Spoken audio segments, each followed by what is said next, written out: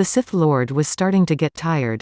The duel had gone on between Seiko Buroc and Darth Mazarill for a few hours. The two had completely worn the other out. Darth Mazarill sat on the floor of the Great Hall resting. In his mind, if he won, he would rid the galaxy of Jedi once and for all time, and the Sith would rule the galaxy. Seiko Buroc sat on the stairs that led to the third floor. He had never fought for so long. Of course he had never fought a Sith either. If he won, it would be one less Sith and Darth Bruticus would send more. That Sith carries with him a time travel device. I'll need that to hunt down Darth Bruticus and his minions, he whispered to himself. He stood up and looked over at the Sith Master. Who was on his feet looking up at him. Seiko Buroc closed his eyes and relaxed for a moment.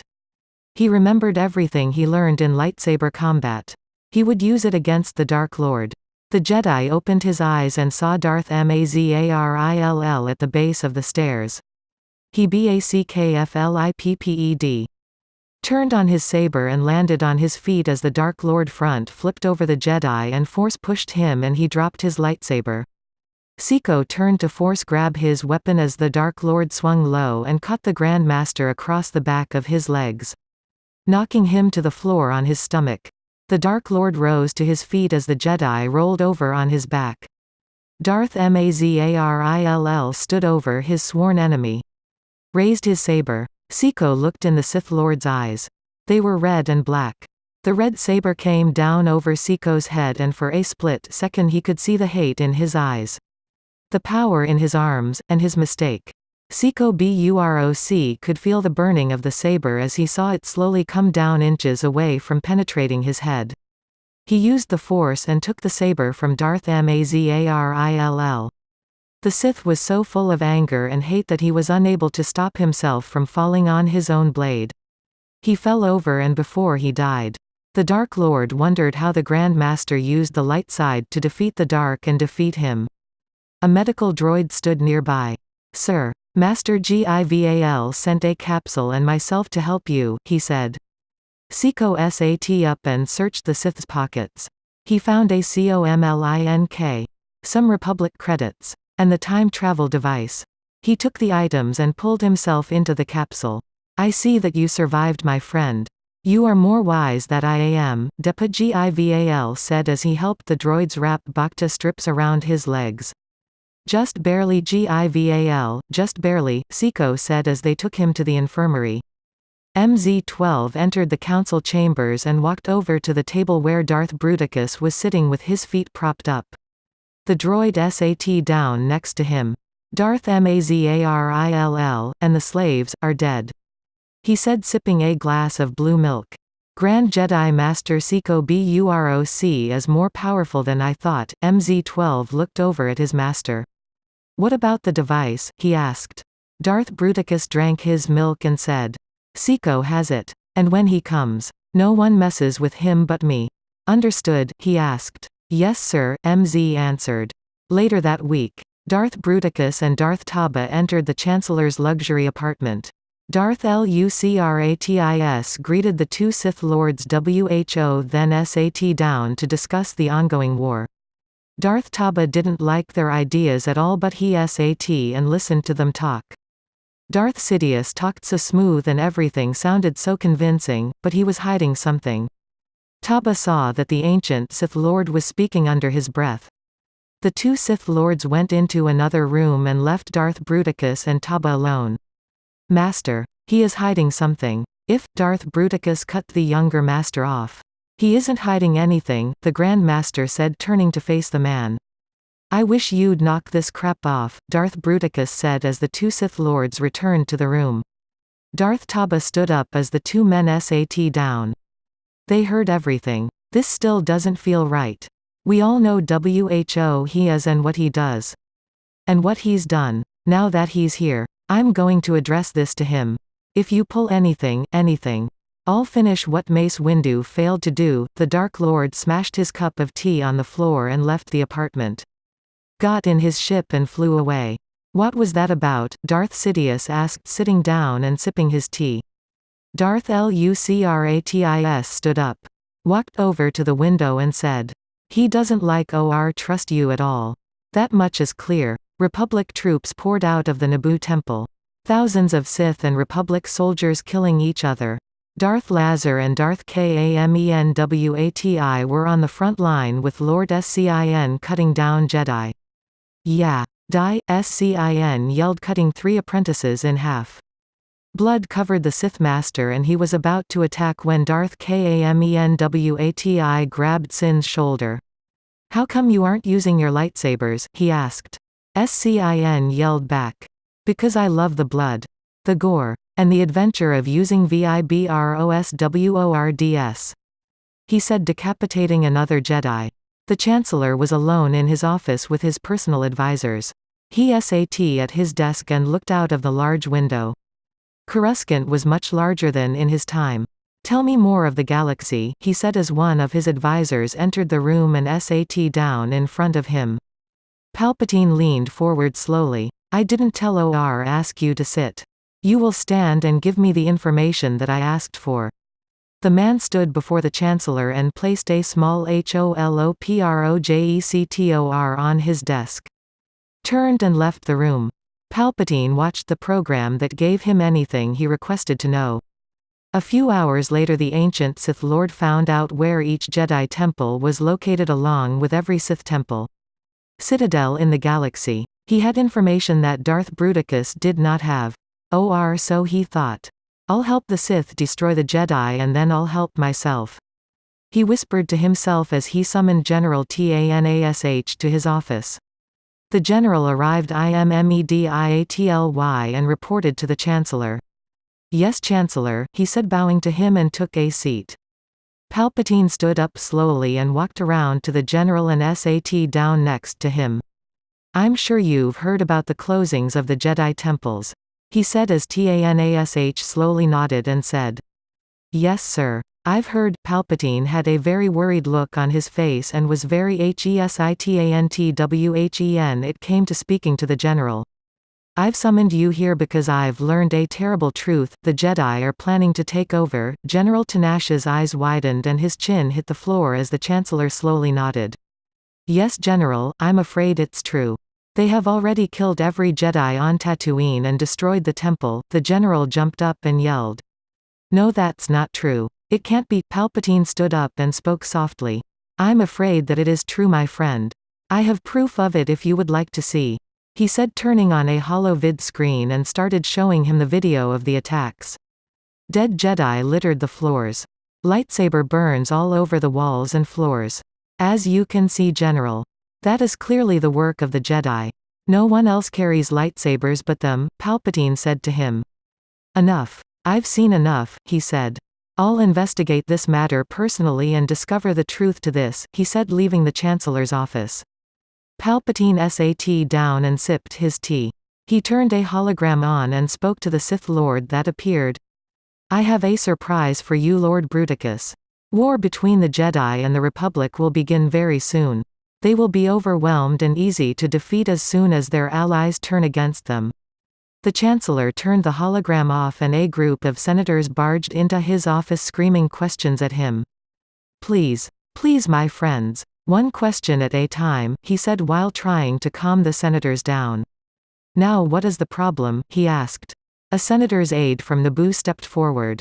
The Jedi actually attacked their own.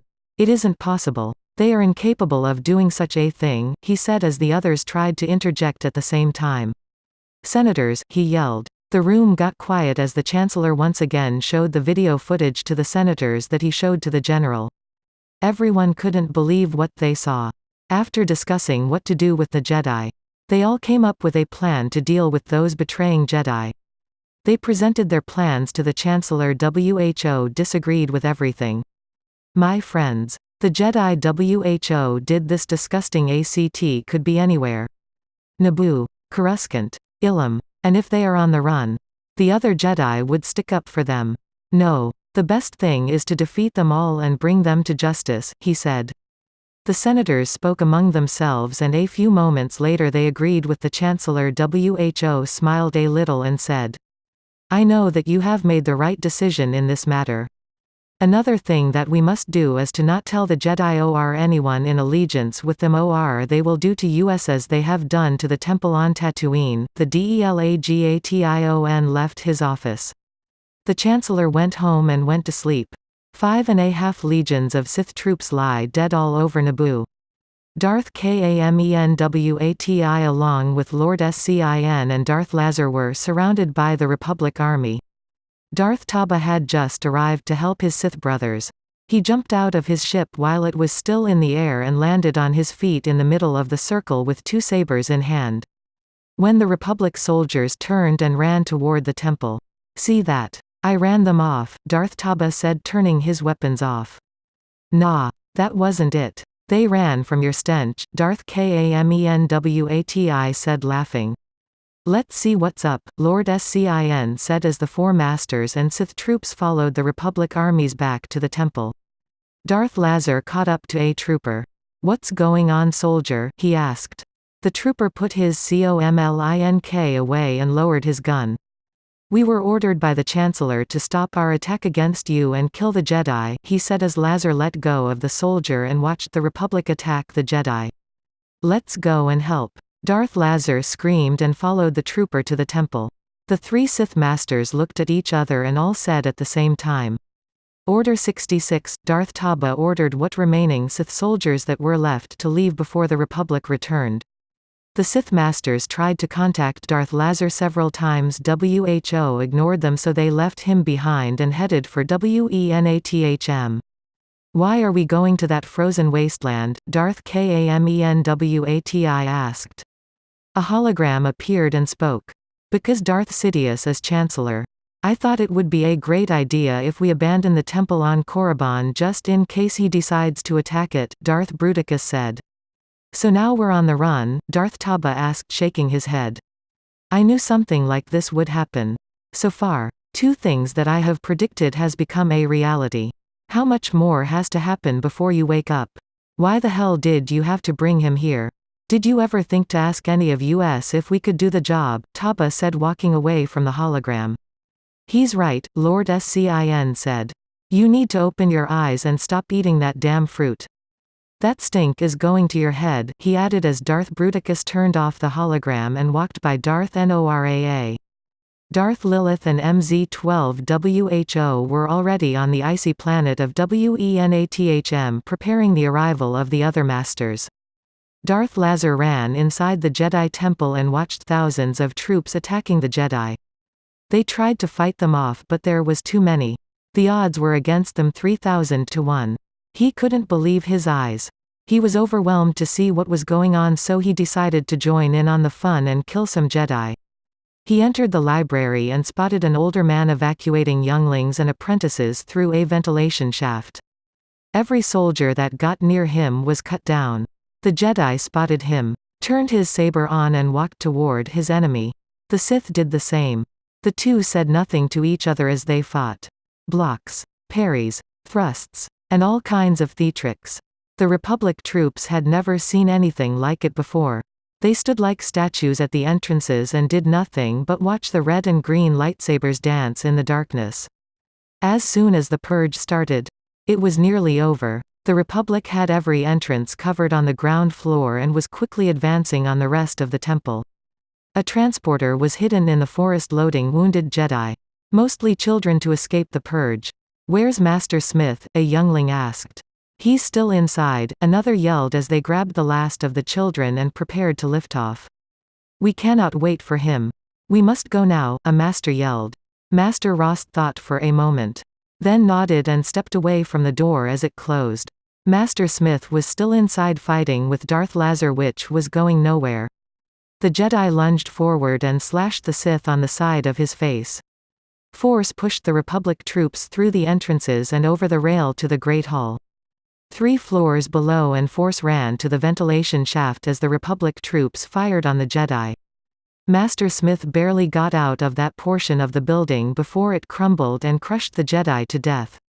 He force ran to the transporter which landed to pick up the Jedi.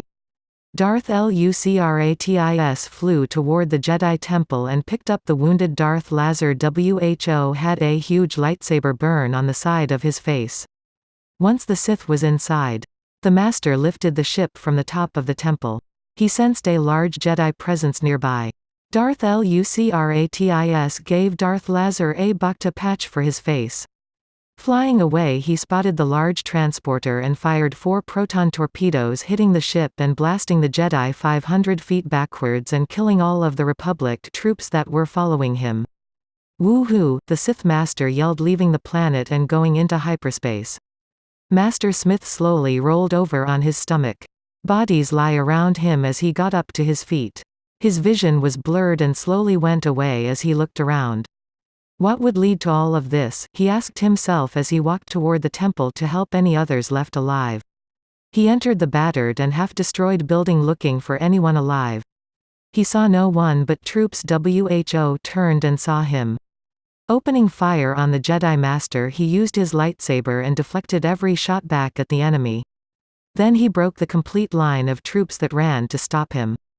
"Come on, get this worthless Jedi," one trooper yelled as he watched his fellow soldiers get cut down left and right. "Sergeant, this is no worthless Jedi we are dealing with here. This guy is untouchable," the commander yelled. Master Smith stood in front as thousands of troops became hundreds that became less and less. He deflected hundreds of thousands of blaster bolts, thermal detonators, and countless of missiles had been deflected. "Let's go, go, go," the commander screamed. No one moved. He was all alone. Except for the Jedi. The troop leader stood up and looked around. All were killed. He turned around and there standing in front of him was Master Smith. He grabbed the commander by his hair and picked him up off of the floor. "Ah!" the soldier screamed. "What's going on, Commander?" the Jedi asked. He didn't answer. He was trained not to. The Jedi dropped him on the floor and put his foot on his neck. "Commander, if you don't answer me, I will do things to you that you can't even imagine." The commander turned his head and still said nothing. "So be it," Master Smith said, lifting his foot from the man's throat and forced through the commander against the wall.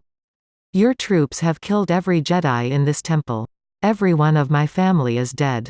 Now I wonder why you would do something like that," he screamed as he shot force lightning at the soldier and started frying the man. "Ahhhhhhhh," the commander yelled as his body fell to the floor. As Master Smith was torturing the man, a hooded figure entered the temple and saw the Jedi attacking the commander. He ran over to the Jedi. Who took his saber on, raised his arm to strike the soldier, and his lightsaber flew out of his hand and the figure caught the ancient weapon. "If you kill him, you will become an agent of evil," the figure said, taking his hood down and giving back Master Smith his saber. "Who are you?" he asked. The figure stepped closer and said, "I'm Grand Master Seiko Buroc, from the past." The Jedi clipped his lightsaber on his belt and shook the Grand Master's hand and introduced himself. "Good to meet you. I'm John Smith, Master Jedi of the present and Jedi Council. I was in the middle of a confession with someone Who would not confess," Smith said as he walked over to the commander body and inspected it. "Dead," he said. "Let's go before more troops show up," Seiko said. "Too late. Let's go," Master Smith yelled as the 2 Jedi Force ran up the stairs. Jumping and leaping over fallen pillars and debris, they made it to the lifts and took one up to the council chambers. The Republic was on their trail and closing in fast. The Jedi came to the council doors, opened them and almost fell to their deaths. They looked around and saw nothing but open air. It had been completely blown away. The Jedi stepped back, shut the doors, and ran toward the lifts as a barrage of missiles blasted the chamber doors behind them and knocked Seiko to the ground. Master Smith turned to help the Grand Master up and Republic troops came out of the lifts and started shooting. While trying to help the Jedi and deflecting the shots fired from the troopers, he got hit and fell through the chamber doors to the ground below as large pieces of stone fell on top of him, burying Master Smith. The Grand Master ROASE, and using the Force he pushed the troopers back into the lift and sent the lift crashing through the building and crushing the troops standing below. The Grand Master leapt out of the council doors down to uncover Master Smith below, landing inside a cave and slowly descending 750 feet. The 3 Sith Masters exited the ship. "Whose idea was this to come here anyway?" Darth Taba asked. Shadowy figures appeared in the distance, and as they got closer, Darth Bruticus removed his hood and greeted the newly arrived Sith Lords. "So who dug this?" Darth Kamenwati asked, looking around. Darth Bruticus motioned the others and walked back to the interior of the cave. "This place was created by the red rock spiders who dug for precious metals and jewels. Not much else is known about them, other than what I learned from my master. Eventually they were killed off by the early Mandalorians who were seeking their skins for armor. Which wasn't an easy task at all," the Dark Master said. "How big were they?" Darth Noraa asked. Darth Bruticus thought for a moment and then answered. "The last ones that I saw were 30 to 50 feet tall. And 50 to 90 feet in diameter." Everyone looked at the Dark Lord with eyes widened as the Supreme Master told the story. "The last ones that you saw?" Darth Lilith asked. "Yes, the last ones that I saw were caught by my master and I had to kill them, without weapons." "Or the Force," the Dark Master said as he walked on. The other Sith froze in their tracks and didn't move. "Geez. Now that is bad. But I could have done it," Lord Scin said as he ate a piece of candy. "No one but you, Darth," Darth Taba said as he took the candy from the Sith Master and started laughing. Lord Scin grabbed Taba by his collar and said, "No one calls me Darth. Don't ever address me by that idiotic, stupid, Jedi-created word," Lord Scin yelled into Darth Taba's face. Darth Taba forced through Lord Scin across the entrance of the Sith Temple. "Okay, Darth. I'll make sure that I don't call you that, okay," he said and walked away. Lord Scin got up as the others went inside. "So this is our new base?" Darth Taba asked as Darth Bruticus put his arm around the young master's shoulder. "This place is heated, bigger, fully armed, defended and occupied by more masters and apprentices than we've ever had. And Lord Sidious has no info on this planet. He doesn't even know that it exists. Along with about 2 million planets as well," Darth Bruticus said, walking away. Lord Scin caught up to Darth Taba and the others as they saw firsthand the new students of the Sith standing in the Great Hall. Sith statues were standing 10 feet tall and spread 10 feet apart, each holding a saberlight that dimly lit the Great Sith Hall. In the center there was a statue 100 feet tall that made up 10 ancient Sith Lords of the past. Darth Bane, Exar Kun, Marka Ragnos, Darth Vader, Darth Lucratis, Darth Taba, Darth Maul, Lord Scin, Darth Bruticus, and Darth Kamenwati. Lord Scin was on the top holding his saber up toward the sky. And the others stood still on the pedestal. "Wow. Who did this?" Lord Scin asked as he walked around the great statue inspecting every detail from the top to the bottom. Even the base, which was carved by hand and had a golden plate that listed every Sith Lord by name. Darth Taba looked at the enormous statue and shook his head. "That's a waste of time and it looks terrible too," he said. As Lord Scin and Darth Noraa stood behind the Sith Lord watching Darth Bruticus walk away. "Between us, I think we need to send Lord Sidious back to his own time," Darth Taba said as Lord Scin rubbed his chin and said. "Now that is something to plan for and I can do it. He's never seen me before." The two Sith gave each other evil smiles as Darth Noraa stepped in front of the two Sith and said, "If you two are planning something against Palpatine, I want in on it. I have a lot of information, and I'm tired of doing this and that," and he was cut off by Lord Scin. Who covered his mouth while he was speaking. "Okay, you're in. Now what kind of experience do you have?" Lord Scin asked, taking his hand away from Noraa's mouth. "I personally recruited and trained every fallen Jedi in the former Korriban Temple," the Dark Lord said. "Is that why they all died from the Sith Hounds?" Lord Scin said as he and Darth Taba started laughing. "Senator Stir. This is Senator Wake of Cause Acral 3. I wanted to show you the original, unedited clip of the video that was shown to the Chancellor. Who is also known as Darth Sidious, an ancient lord of the Sith. The video was shown to the entire Senate. General Tanash covered his eyes as tears ran down his face. "What have I done?" he said. "What have I done?" he said over and over. The general got up from his seat and left the Senate building. "I don't care what the Chancellor's orders are. I want every available soldier on Naboo, now," the general yelled as he boarded his ship. "What are we doing, sir?" Major Axa asked. Following him, General Tanash turned and said, "We're returning to Naboo to search for our family. Our brothers and sisters, the Jedi." 6 Republic destroyers had come out of hyperspace and were quickly deploying troops on the planet to search for the Jedi. Seiko Buroc slowly crept out of the rubble and sensed that the Republic were looking for them. "I found one, sir," a soldier yelled as the general ran over and helped the Grand Master out and onto his feet. "Are you all right, Master Jedi?" Tanash asked Seiko. "Master Smith is buried," he said as the troops started to dig the wounded Jedi out. Master Jedi Smith was finally rescued. Placed into a capsule and flown to a medical frigate nearby. "Thank you, General, but as a precaution for the survival of the Jedi. I must take this young one and hide him until this all blows over," Master Buroc said as they watched the Jedi float in a tank of Bacta. The general bowed and said, "Yes, Master Jedi. I understand completely." Seiko turned to face the general. "No, you have no understanding at all.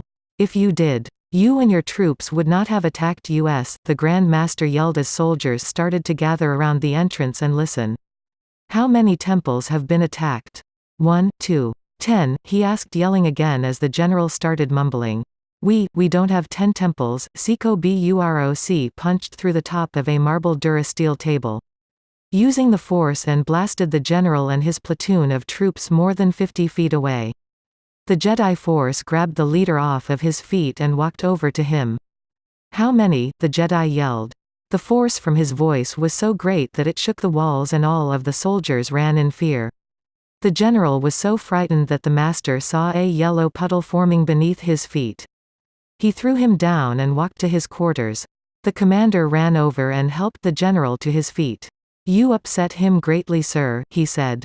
The general nodded and said, "Yes. He is commander, and he has every right to be." The commander walked to the Jedi's room and rang the bell. "Go away, Commander. I'm in no mood to talk to anyone right now," the Jedi said. The man didn't leave. Instead he started to knock. "Master Jedi. There are 4 temples that were not attacked, sir, using the Force." Seiko Buroc opened the door and motioned the commander inside. The 2 sat down at a table that overlooked the nothingness of space. The men looked out and saw the stars streaking by as the ship was in hyperspace. "We'll be back at the home base soon," the commander said. "Where's that at?" the Jedi asked as he fixed the drink for the 2 of them. "Coruscant, sir." "Then you can speak to the new Chancellor," the man said, sipping his blue milk. "New Chancellor?" he asked. The commander nodded. "Yes. Chancellor Palpatine," he said as the Jedi spit his drink into the commander's face. "What did you say? WHO?" he asked as the man wiped his face and said. "Chancellor Palpatine, you know him or something?" the commander asked. "Know him? Of course I know him. He's murdered thousands of Jedi. Destroyed a planet. And billions of innocent people have suffered and died at his evil hands. I think I know the person WHO brought him here." The commander's eyes widened as he tried to speak but nothing came out. The Jedi sat back in his chair and finished his drink and said, "Let me get some rest, and when we get to Coruscant, I'll deal with Palpatine personally." The commander got up and bowed to the Jedi Grand Master before leaving the room. Seiko laid on the couch and went to sleep. A few hours later a chime sounded and woke the Jedi. "Yes?" he asked. "Master Jedi, we have arrived, sir. And Master Smith has been moved into the infirmary," a soldier said. "I'll send someone to bring you to the bridge," he added. "No, prepare a shuttle. Then take this frigate to the outer rim near Sulest and wait for me," Seiko said as he got up and left the room and headed into the infirmary. He saw a droid trying to feed his Jedi friend. WHO was spitting the food out of his mouth and onto the floor. "Please, EU. Stop," he yelled. "So my friend, how's the food taste?" he asked. Master Smith didn't sat anything. Instead he gave a nasty look and stuck out his tongue. Yuck. It's terrible. I don't see how anyone lives on this stuff. The Grand Master smiled at the recovering master and left the room. A few hours later, Seiko Buroc was walking to the Chancellor's office with a personal escort from the general. In my time, this Senate building was nothing of this size. How many planets have senators? The Jedi asked. Quickening the pace. General Tanash didn't look at the Jedi as he answered. Almost 1,000,000, sir, he said as they ran through the darkened building. A senator was coming toward the squad as the Grand Master turned his saber on and cut her in half, splitting her across the torso. A soldier watched as the woman yelled at her aides. "Kill the Jedi," she yelled as a soldier pointed his rifle at her head and pulled the trigger. They activated their lightsabers and moved forward. Well, this is incredible odds. 6 against 1, I haven't faced these odds in a long time. Seiko said as he drew his lightsaber and turned it on. He was ready to attack when his enemies turned and ran away. The Grand Master chased after them, not looking behind to see what was advancing. The enemies got to the lifts and entered. The lift went up and stopped, knocking the enemy to the floor. The lift came back down and the glass exploded, raining the Sith with the pieces, sending them cowering on the floor. Now that's where you belong. Crawling on the floor like the snakes you are, the Jedi said as he used the Force and crumpled the lift tube like a tin can. He turned and saw hundreds of Jedi. More than what he had ever seen at one time. The Sith flopped out of the crushed tube as the Jedi approached. Master Buroc. Go after the Chancellor. We'll take care of them, a Jedi said as Seiko turned around and nodded to the Jedi. Entered a lift and went to the upper floors. The lift arrived at the Chancellor's office and Seiko stepped out. He activated his lightsaber, cut down the guards at the door and saw the Dark Lord sitting at his desk. Standing up, he activated a red lightsaber and slowly walked toward the Jedi.